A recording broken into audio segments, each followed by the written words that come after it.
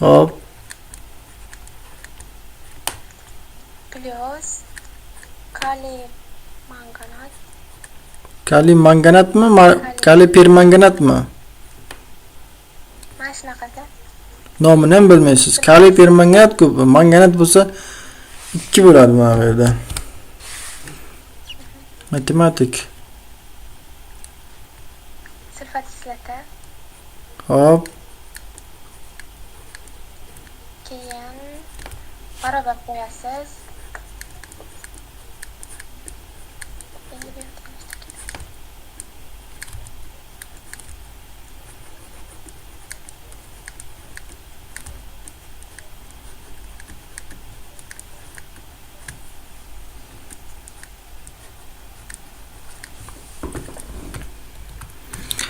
Hop, bu yerda kaliy permanganat bilan temir sulfat reaksiya kirishyapti kislotali muhitda.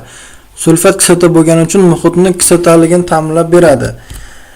Kaliy permanganat 3 xil muhit bo'yicha har xil mahsulot hosil qiladi. Oksidan darajasi o'zgaradi. Masalan, hozir bu yerda kaliy permanganat oksidan darajasi deganda +7 deb olamiz. +7 bo'ladi. Kaliy permanganat kislotali muhitda oksidan darajasi +2 gacha qaytariladi. Ya'ni marganez 2 sulfat tarkibida marganez oksidan darajasi +2 bo'ladi. Ya'ni darrov o'ylashimiz kerak. Muhit qanaqa? Kislotali muhitmi? Demak, marganez kislotali muhitda +2 ga o'tadi deb aytishimiz kerak bo'ladi. Yoki ishqoriy muhit bo'lishi mumkin, yoki neytral muhit bo'lishi mumkin. Eslab qolamiz demak. Birinchisi H+ ioni degani bu kislotali muhit bo'ladigan bo'lsa, marganez +7 dan nechigacha o'zgaradi?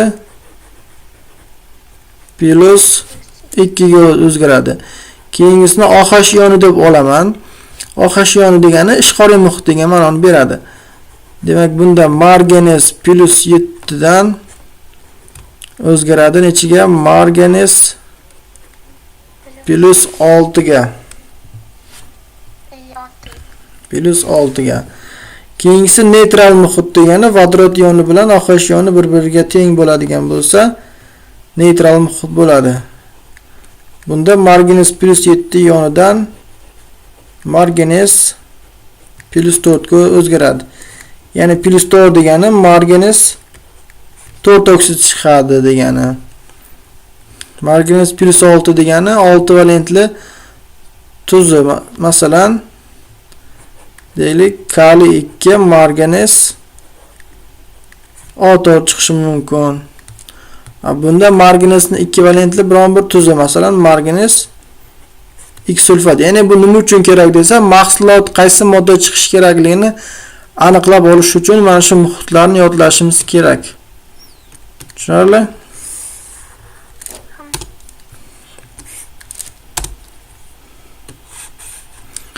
Xo'p, endi birinchi qiladigan ishimiz reaksiya tenglamasini yozib olishimiz kerak. Ya'ni chap tomon bilan reagentlarni, mahsulotlarni nima chiqishini agar masaladami, testdami berilgan bo'lsa, mahsulotlar aniq berilgan bo'lsa, ko'chirib olamiz. Agar mahsulot masalan o'ng tomondagi moddalar qaysi chiqishini bilmaydigan bo'lsak, berilmagan nuqta-nuqta qo'yib ketgan bo'lsa, unda muhitga qarab, reaksiya kirishayotgan moddalarga qarab mahsulot qaysi chiqishini aniqlab olish kerak bo'ladi. Bu yerda hozir aniq bo'ldi, yozib oldik. Ikkinchi qiladigan ishimiz qaysi elementlarning oksidlanish darajasi o'zgargan. Faqat o'zgarganini topishimiz kerak. O'zgarmaganiga teginmaymiz.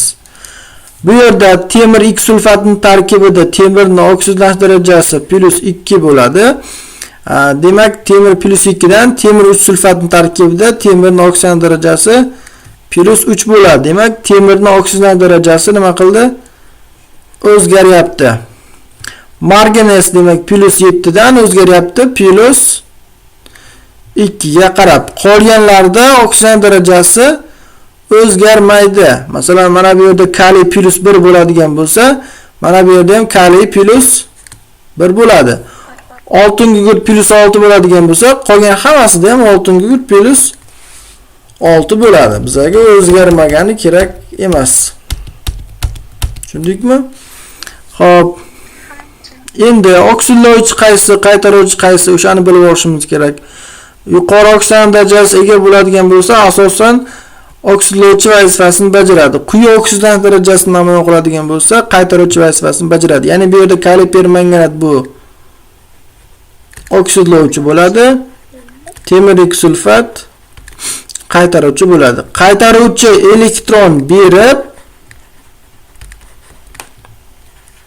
nima qiladi? Oksidlanadi. Ya'ni elektron berib yuboradi degan oksidlanish darajasi oshadi. Masalan, +2 bo'lgan bo'lsa, +3 bo'lyaptimi? Ya'ni oksidlanish darajasi oshdi degani elektron berdi degani. Ya'ni oksidlandi degani. Qaytaruvchi elektron oksidlandi. Endi oksidlovchi nima bo'lyapti? +7 dan +2 ga tushib qolyapti. Ya'ni oksidlanish darajasi kamaysa, demak bu oksidlovchi degani. Ya'ni oksidlovchi elektronni o'ziga oladi. Elektron olib nima qiladi? Qaytariladi. Xo'p, endi o'zgarganlarni alohida yozib olish kerak bo'ladi. Demak, birinchisi temir +2 dan o'zgaryapti nechiga? Temir +3 ga. Va mana bu yerda indeks bo'ladigan bo'lsa, bittasi indeks bo'lib, bittasi bo'lmaydigan bo'lsa, bu indeksini yozib olib, temirlar sonini tenglashtirib olaman. Temirni 2 qo'yaman. O'ng tomonda 2 temir bo'ldi, chap tomonga 2 qo'yadigan bo'lsam, temirlar soni teng bo'ldi. Xo'p, endi bitta temirimiz oksidlanish darajasi +2 dan +3 ga o'tish uchun nechta elektron berish kerak? Bitta temir +2 dan +3 ga o'tish uchun bittagina elektron bersa, +3 bo'lib qoladi. Endi ikkita temir o'tish uchun nima qilish kerak desa, ikkita temir uchun ikkita elektron berish kerak. Elektron bersa minus qo'yiladi. Minus ikkita elektron. Demak bo'ldi. Ya'ni qaytaruvchi nima qildi? Elektron berib oksidlandi mana. +3 gacha o'zgardi. Endi oksidlovchini yozib olaman. Oksidlovchi demak bu yerda qaysi ion? Marganes +7 ioni. Bu yerda marganes atomlar soni bir xilmi? Indeksi hech narsa yo'qmi? Hech narsa yozilmaydi. Bunga o'zgaryapti. Marganes nechiga? +2 ga. Demak, +7 dan +2 ga o'tish uchun nechta elektron qabul qilish kerak, olish kerak? Oladigan bo'lsa plus qo'yiladi. +5 ta elektron. Olgan elektronlar soni bilan bergan elektronlar sonini teng qilib olish kerak. Mana bu yerda hozir 2 ta elektron beryapti, pastda 5 ta elektron olyapti. Bergani bilan olgani bir xil bo'lish kerak, lekin hozir bu yerda bir xil emas. Birinchi yozib olaman. 2 ga 5. Bir xil qilish uchun joyni almashtiraman. Buni tepaga chiqaraman, buni pastga tushiraman. Ya'ni 5 tepaga tushadi, 2 pastga tushadi. Nima uchun bunday qildim? Mana bu 5 ni 2 ga ko'paytirsam nechta elektron bo'ladi? 10 ta elektron berdi hisoblanadi. 2 ni 5 ga ko'paytiradigan bo'lsam 10 ta elektron oldi hisoblanadi. Ya'ni olgani bilan berganini teng qilib oldik. Endi 5 bilan 2 ni joy-joyiga qo'yish qol, tamom. O'zgarganini qo'yaman. Agar 4 bilan 8 bo'lib qoladigan bo'lsa, buni qisqartirib 2 ga 1 deb hisoblaymiz, teskari qilib. Juft son bo'lsa. Ya'ni 4 bilan 8 teskari bo'ladigan bo'lsa, 8 bilan 4 bo'ladimi? Qisqarib ketsa 2 bilan 1 bo'ladi. 2 ga 1 nisbat bo'ladi. Endi qaysidan indeks olgan bo'lsak, o'sha joyga 5 qo'yaman. Iloji boricha nima qilishimiz kerak? O'ng tomonga birinchi koeffitsiyentni qo'yib olib, keyin chap tomonga qo'yish kerak bo'ladi. Ya'ni o'ng tomondan boshlayman. Temir +3 ni oldiga 5 qo'yaman, mana 5 ni qo'ydim mana. Keyin marganes +2 degan joyiga o'ng tomonga mana bu yerga 2 qo'ydim.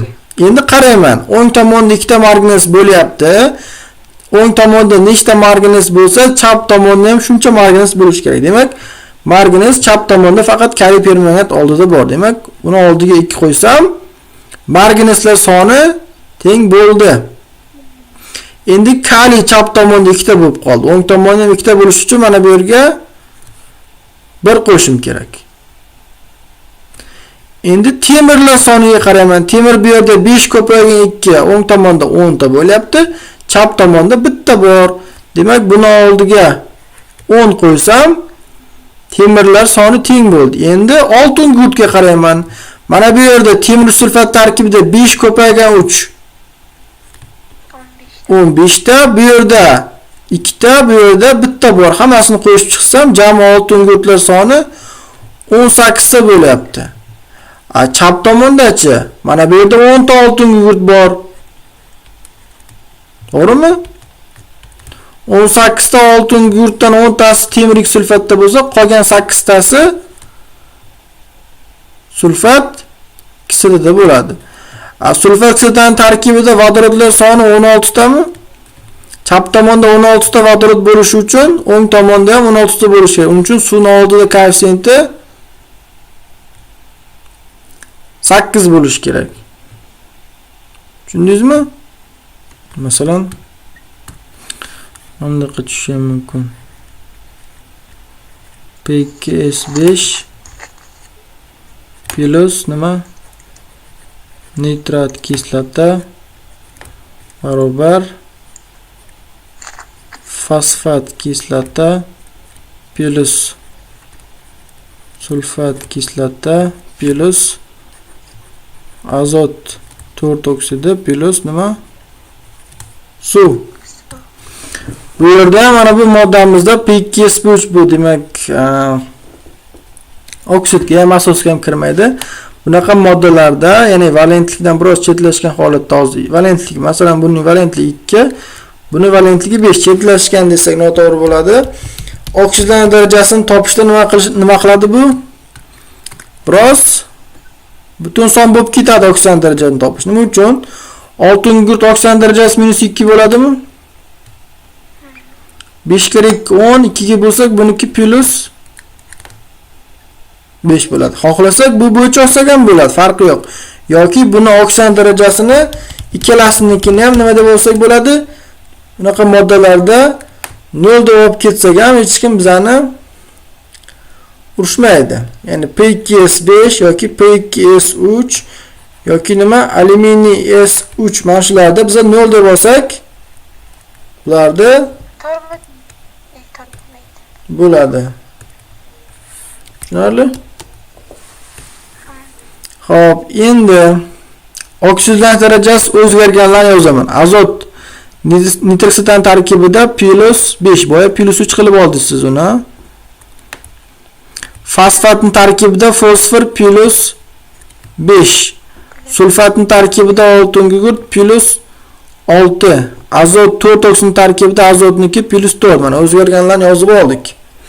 Endi bir xil bo'lganlarni yozishim kerak. Ya'ni oksidlangani alohida, qaytarilgani alohida. Ya'ni bu degani nima degani? Oksidlanish darajasi oshganini alohida yozaman, oksidlanish darajasi kamayganini alohida respublika qilib olaman. Tushundingizmi? Xo'p, bu yerda fosfor nima qilyapti? 0 dan +5 ga o'tyapti. Ya'ni oksidlanish darajasi oshyapti. Oltin gugurt 0 dan +6 ga o'tyapti. Bu ham oksidlanish darajasi ham oshyapti. Azotchi? Azot +5 dan ya'ni bunda kamayapti. Demak, biz oshganini alohida olishimiz kerak, kamayganini alohida. Aytdim boya. Agar dedim oksidlanish darajasi oshsa dedim, nima bo'ladi dedim? Oksidlangan bo'ladi dedim. Ya'ni qaytaruvchi elektron berib oksidlangan bo'ladi dedim. Agar oksidlanish darajasi kamaysa, oksidlovchi elektronni olib qaytarilgan bo'ladi dedim. Demak, bu yerda oksidlovchi vazifasini nitrat kislota bajaryapti.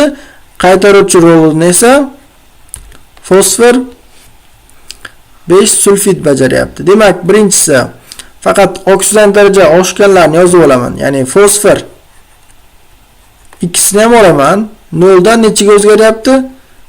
Fosfor Plus plus 5 ga. Endi fosforlar son tenglashtirib olishim kerak. Indeks bo'yicha mana bu yerga 2 qo'yaman. Xo'p, 0 dan plus 5 ga o'tish uchun nechta elektron berish kerak?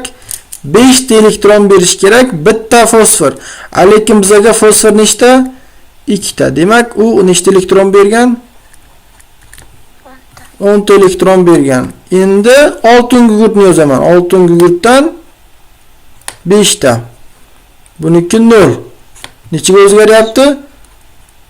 Plus 6 ga o'zgaryapti. 0 dan plus 6 ga o'tish uchun nechta elektron berish kerak? Undan oldin oltin gugurtlar sonini tenglashtirishim kerak. Mana bu yerga 5 qo'yaman. shunda 30 ta bo'ladimi? 0 dan plus 6 ga 6 ta beryapti. 5 tasida 30 ta elektron endi beryapti bunda. Endi olgani oksidan daraja kamayganini yozaman. Azotmi? Azot plus 5 dan o'zgaryapti. Plus 4 ga. Plus 5 dan plus 4 ga o'tgan vaqtda nechta elektron olyapti? Bitta elektron olib nima qilyapti? Qaytarilyapti. Xo'p, endi nima qilamiz? Qaytarilgani alohida, oksidlangani alohida. Demak, tepani alohida hisoblaymiz. 10 ta elektronga 30 ta elektron. 40 ta bo'ladi. Bunda bitta bo'ladi. Endi buni biz nima qilib olamiz? Teskari qilib olishimiz kerak. Teskari degani 1 ga 40 bo'ladi. Xo'p, endi 40 ni qayerga qo'yamiz degan savol. 40 ni azotni birinchi o'zgargan joyga, o'ng tomonga qo'yaman. Ya'ni mana bu yerga 40 qo'yaman. 1 ni qayerga qo'yaman desa, indeks qayerdan olgan bo'lsam o'sha joyga qo'yaman. Indeksni qayerdan oldim? Mana bu yerdan oldim, to'g'rimi?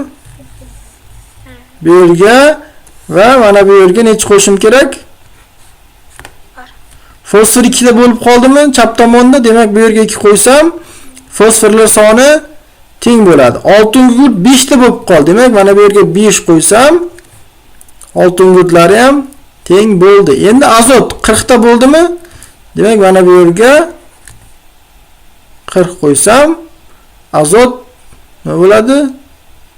Teng bo'ldi. Endi vodorod 40 ta vodorod bor. Mana bu yerda nechta vodorod bor? 6 ta bor. Bu yerda 10 ta bor. Jami 16 ta vodorod bo'lyapti. 40 ta 16 ni olib tashlasam, qolgan 24 ta vodorodimiz suvda bo'lgan. Demak, suvning oldiga necha bo'lgan? 12. Bo'ldi. Mana elektron balans.